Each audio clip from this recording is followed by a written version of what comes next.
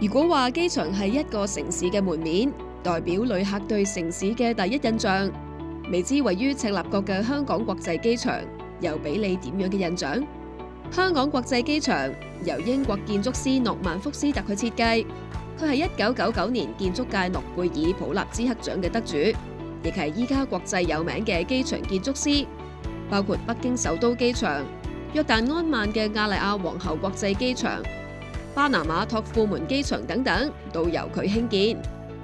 香港國際機場喺90年代落成嗰陣，曾經被譽為20世紀前10大建築成就之一。呢一度有咩獨特之處？依家同大家介紹一下。嚟過香港國際機場1號客運大樓，應該會記得佢嘅樓底好高，離境大堂同天花嘅距離足足有14米，接近5層樓嘅高度。特別要介紹呢一度嘅光線設計。大家喺機場抬頭可以睇到一排排嘅天窗，但陽光並唔係直接照射入室內，而係透過天窗下邊嘅反光板反射入嚟。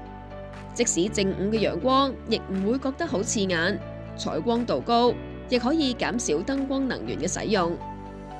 記得香港機場嘅招牌圓拱形鋼屋頂嘛？點解可以起得咁輕盈？原來係因為機場嘅冷氣系統都裝設喺地面，所以唔需要好似一般載荷咗冷氣嘅屋頂咁厚重。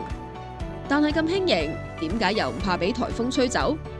因為屋頂同幕牆之間使用咗一個獨特嘅三角形軸承鋼結構，可以移動同彎曲，能夠緩衝颱風對結構嘅損害。機場嘅設計亦由用家角度出發，成個1號客運大樓係以 Y 型去設計，除咗可以增加登機閘口嘅數目，亦可以縮短客運大樓同閘口之間嘅距離，